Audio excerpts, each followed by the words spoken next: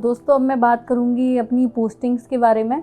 तो जब ये मेरी सारी ट्रेनिंग ख़त्म हुई, उसके बाद मेरी फ़र्स्ट पोस्टिंग थी मेरी सिंगरौली में।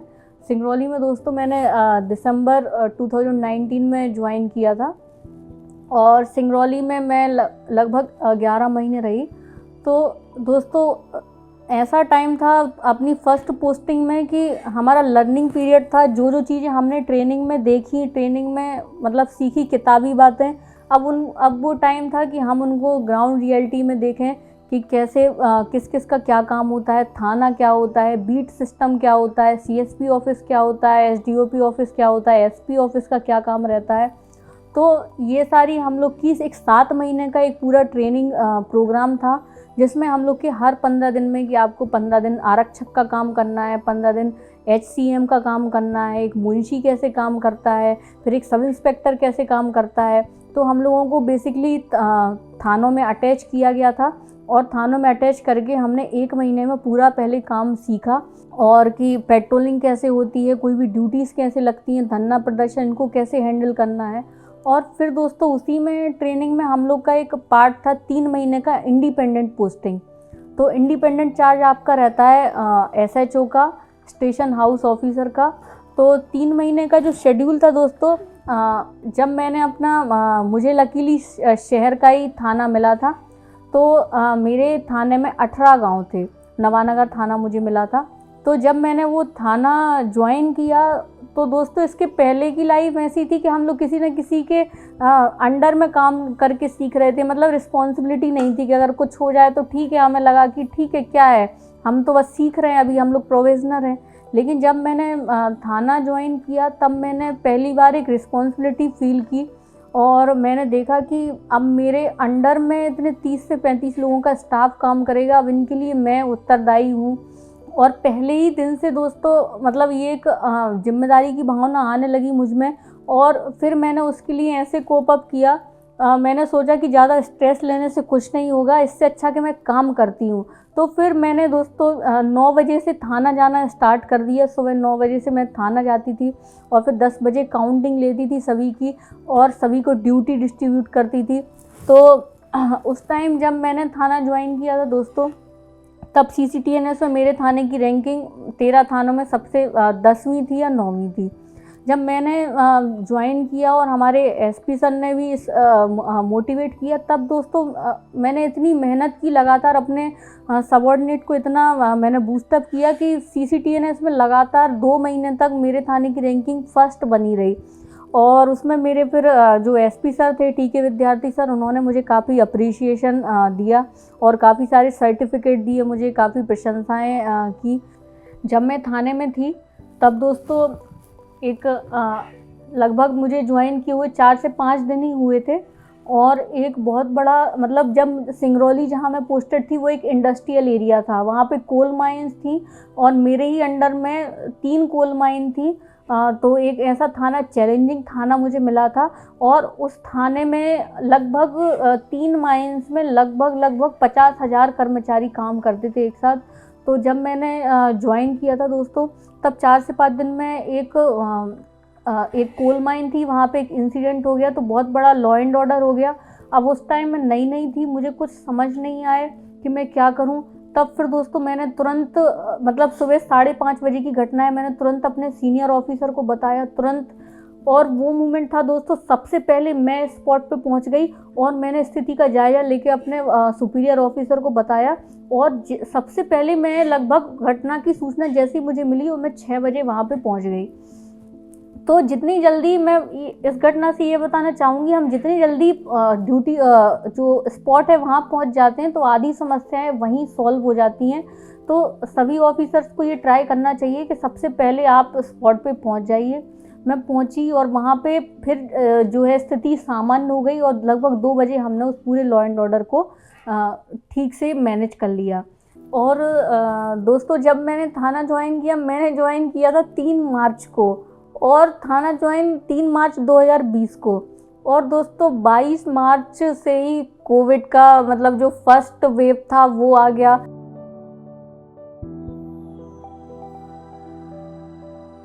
18 तारीख को पीएम मोदी ने सबसे पहले अनाउंस कर दिया कि हाँ अब ऐसा हो सकता है, कोरोना फैल रहा है लगातार।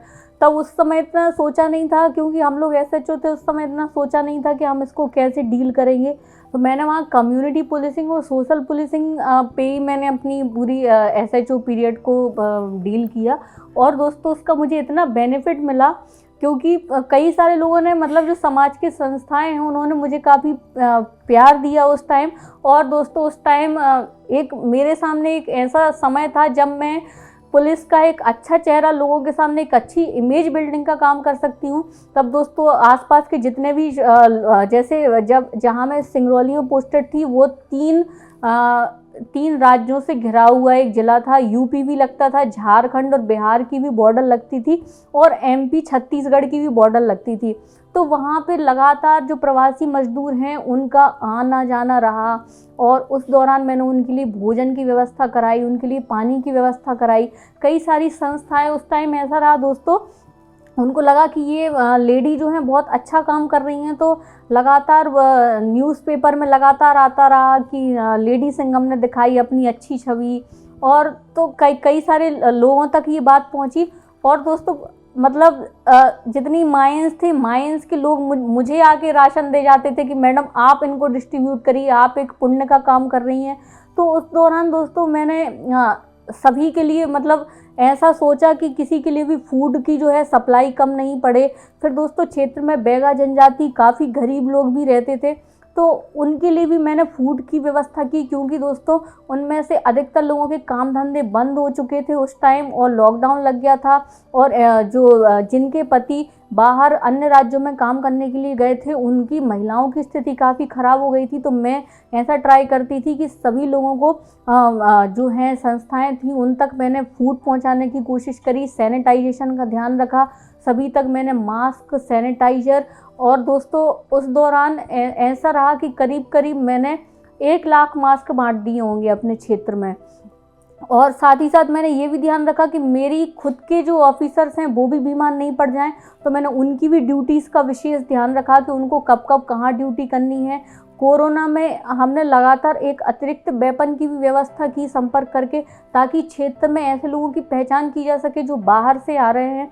तो 3 महीने दोस्तों ये मेरा टाइम रहा, और इस दौरान मैंने मतलब बड़ी बड़ी उपलब्धि हासिल की। जैसे कि मैंने क्षेत्र में अगर कोई बाइक चोरी हो रही है तो तुरंत मैंने 24 घंटे के अंदर गिरफ्तार कर लिया। माइंस में जो चोरी हो रही हैं उनको, दोस्तों हमारे एसपी सर ने उस टाइम एक टारगेट दिया था कि सभी क्षेत्रों में अच्छे जो परफॉर्मेंस देंगे उन 3 थानों को चुना जाएगा। तो हमने जो भी माइनर जो है हमें कार्रवाइयाँ करनी हो, जो हमें अपराधियों पर धरपकड़ करनी हो, गिरफ्तारियां करनी हो, तो जो भी हमारी पुलिसिंग को इफ़ेक्टिव बनाते हैं उन कामों के लिए मेरा थाना दोस्तों, मैंने बहुत मेहनत करके उसको 3rd पोजीशन पे लाया था। चूँकि मेरे थाने में गांव कम थे, इसीलिए उसके बावजूद भी मैंने बहुत अच्छी कार्रवाई की थी। तो मुझे मतलब काफ़ी अच्छा लगा, मेरा एसएचओ पीरियड काफ़ी अच्छा रहा। थाने की लर्निंग से मैंने काफ़ी सीखा, और ये भी सीखा कि अपने फोर्स का मनोबल भी कैसे बढ़ाना है, साथ में जनता को भी कैसे खुश रखना है, कोविड में ड्यूटी कैसे करनी है, मानवता का एक अपना अच्छा चेहरा कैसे दिखाना है, इमेज बिल्डिंग कैसे करनी है।